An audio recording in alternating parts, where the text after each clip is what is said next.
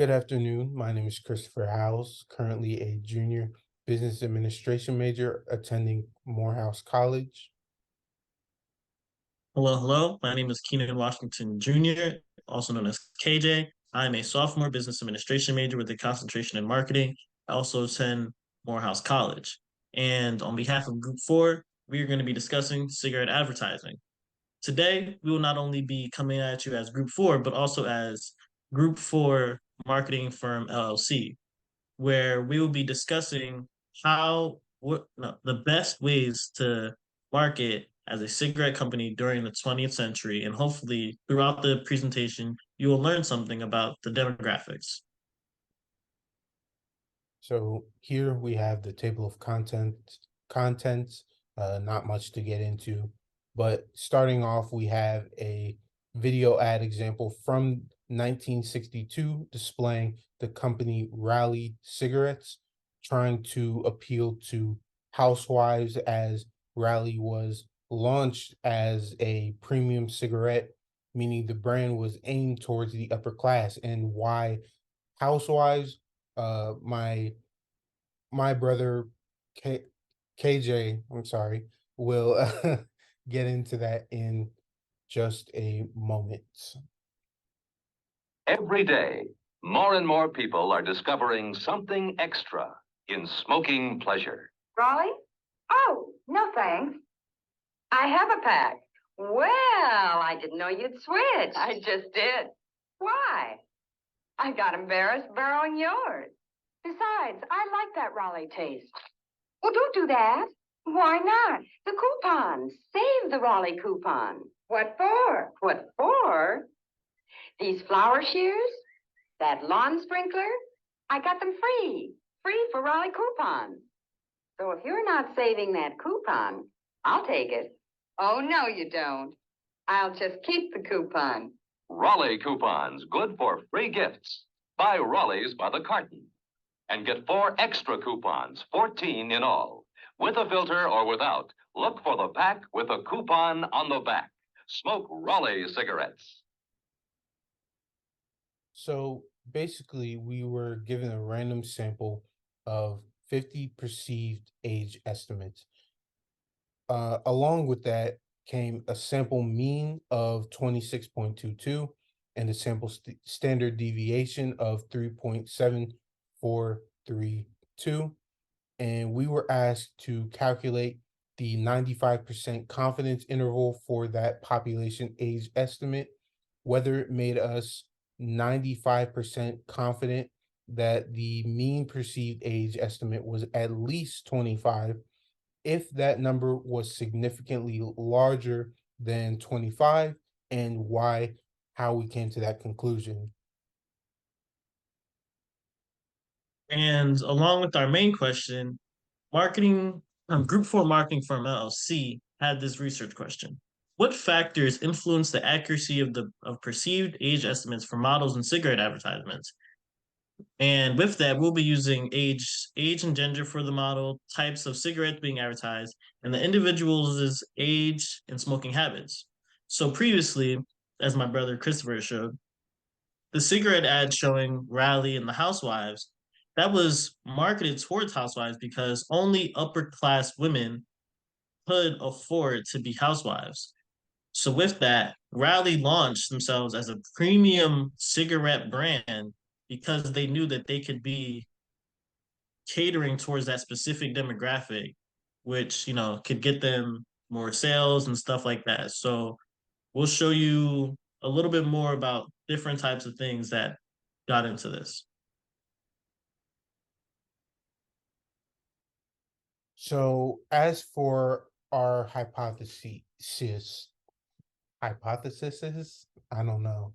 Um, so our null hypothesis, the true population mean age estimate for the model in the cigarette advertisement is equal to 26.22. The alternative hypothesis is that it's not. So in terms of data and calculations, we were given the sample size, we were given the sample mean, all of that.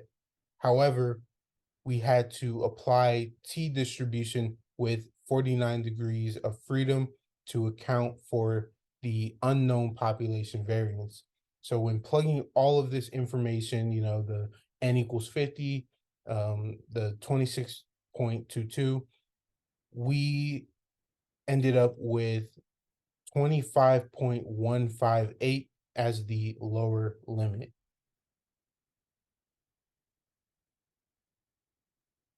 Moving on from what my brother Christopher has said, we have made these models given the data, and I'm going to attempt to answer the main question a little bit before I move on to Chris. So, given the information and assuming that the sample is representative of the population, the 95% confidence interval of the 25.158 and the 27.282 does make us 95% confident that the true population mean perceived age estimate is at least 25 years old. This is because the lower limit of the confidence interval, which my brother has stated before, is 25.158, which is above the minimum age requirement of 25 years old for cigarette advertisement models.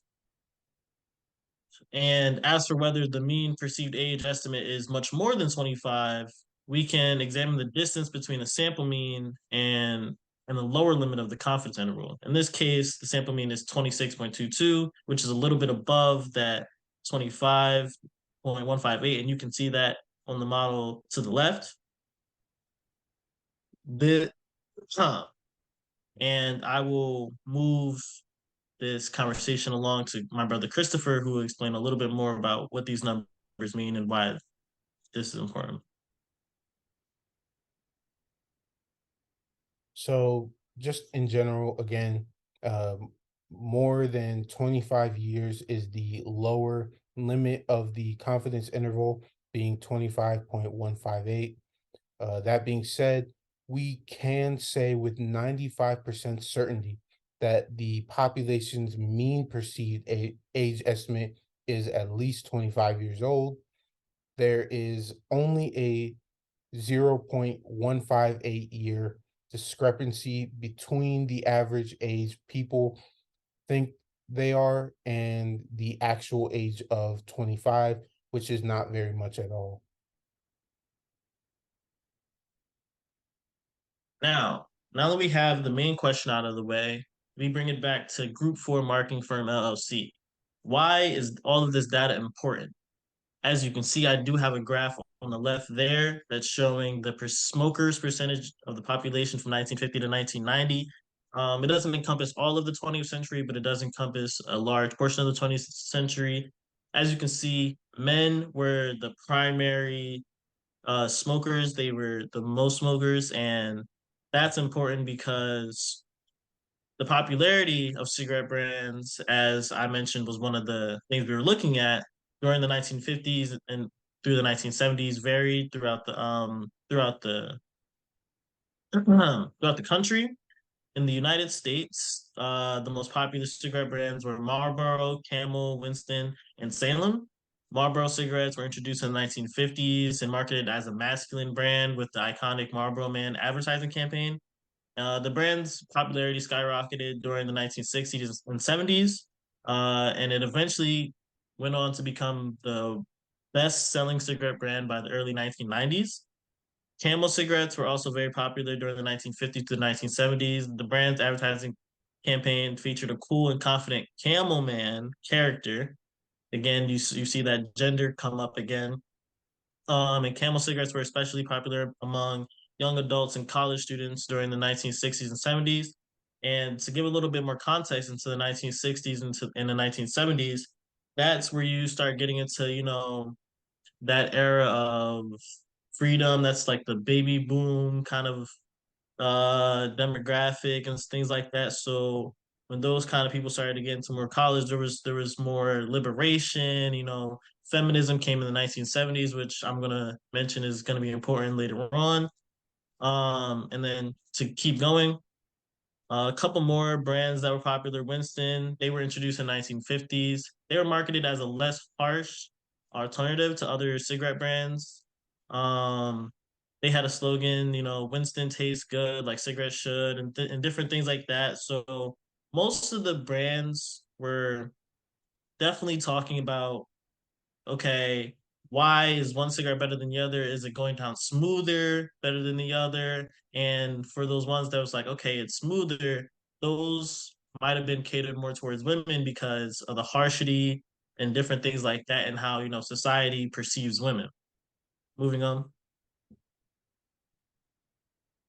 So here I have a video that shows and breaks down how Marlboro became the #1 cigarette brand. It's very informative, and I definitely think everyone should listen up. Marlboro cigarettes are the most popular cigarettes by far. The brand is valued at $35.5 billion, over 5 times larger than its next competitor. But it wasn't always like this. In the 1950s, Marlboro owned less than 1% of the cigarette market. They were often seen as an inferior product to other brands like Camel, and no one dared to smoke them in public for fear of being laughed at. But through one famous marketing campaign, they completely changed the world's perspective and made themselves the most valuable cigarette brand to ever exist. So, how did they do it? To understand their strategy, we need to look at the problems Marlboro was facing that were holding them back in the first place.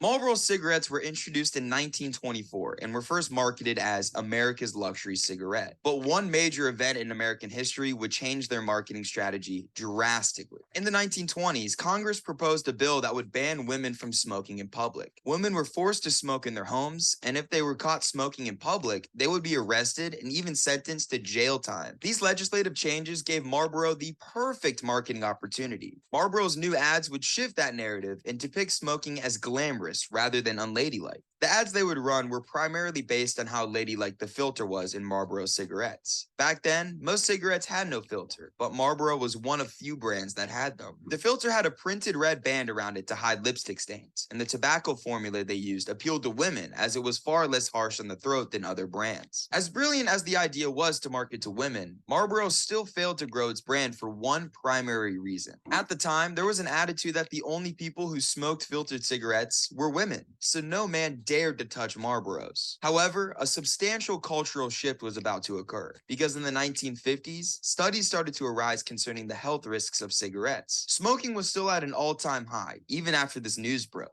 But men became more concerned about their health. They were now considering smoking cigarettes with filters because now they were considered safer than those without. Men at the time said that while they would consider switching to a filtered cigarette, they were concerned about being seen smoking a cigarette marketed to women. That was Marlboro's next problem. They had the filtered cigarettes that were considered safer, but now they needed a way to convince men to use them. This problem led to Marlboro creating one of the most famous marketing campaigns of all time. In 1955, Marlboro created the Marlboro Man. He was essentially a mascot for Marlboro cigarettes that was played by many different men in the 50s and 60s. The Marlboro Man was one of the most unique campaigns of all time for one specific reason. It conveyed a lifestyle, not a product.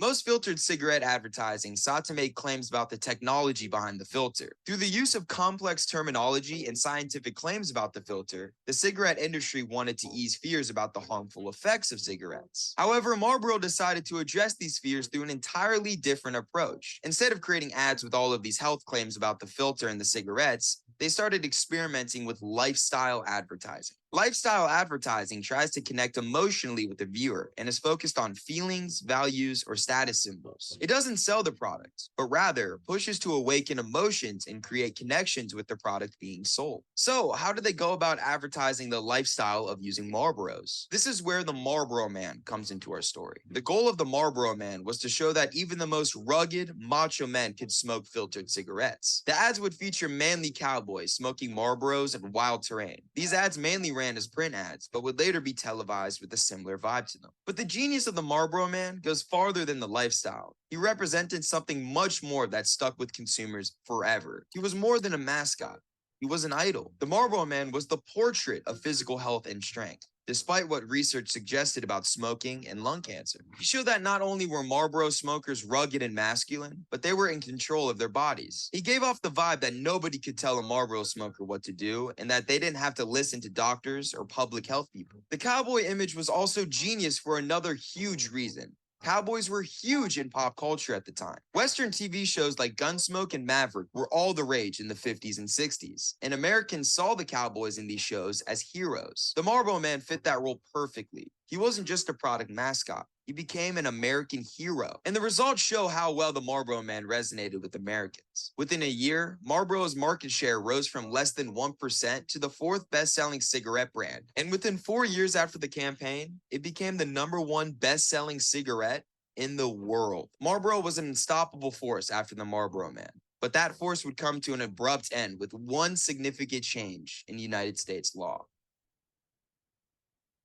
More and more studies started to surface in the 60s regarding the hazardous effects cigarettes had on people's health. This led to the FTC to punish advertisers that didn't warn the public of the health hazards of cigarette smoking. New legislation was signed in 1969 that required cigarette companies to put warning labels on cigarette boxes. But that wasn't the worst of it for Marlboro. On April 1st, 1970, President Richard Nixon would sign legislation officially banning cigarette ads on television and radio. The ban took effect at midnight on January 2nd, 1971. Therefore, banning televised and print ads of the Marlboro Man from that day on. Because of these events, Marlboro cigarette sales started to plummet, along with every other cigarette brand sales as well. However, it's hard to not recognize the beauty in Marlboro's ads. The marketing strategies Marlboro applied undoubtedly remain relevant today. People still don't want to be sold a product. They crave feelings and connections, just like how Marlboro did with the Marlboro Man. With their insane growth in sales and their revolutionary marketing strategy, Marlboro and the Marlboro Man will forever be known as one of the first and best success stories in the history of marketing. So, as Group 4 marketing firm LLC, what are the main takeaways that we took away from that, and what are we going to tell to you? So, during that 20th century, yes, there was a lot of massive spreading of misinformation, as you could see from that video. There were studies and different things started to come out that, actually showed that, hey, maybe smoking cigarettes and things aren't necessarily that healthy. However, with the rise of advertising on TVs and radios and different things like that, people were allowed to just say whatever, and there weren't really as much guidelines as there are today. So there were a lot of spreading of misinformation. A lot of people would say, hey, doctors do this and different things like that, which definitely affected sales and things like that. Something that advertisers did, as you can see in this video, they sold a lifestyle and an image rather than just selling the product. You see, as we took away our mean age of 25 years old, that's during that time period of when people, really started their lives and started to do different things like that. So that demographic of people, you need to sell them a lifestyle, what their life should look like and what they should be doing.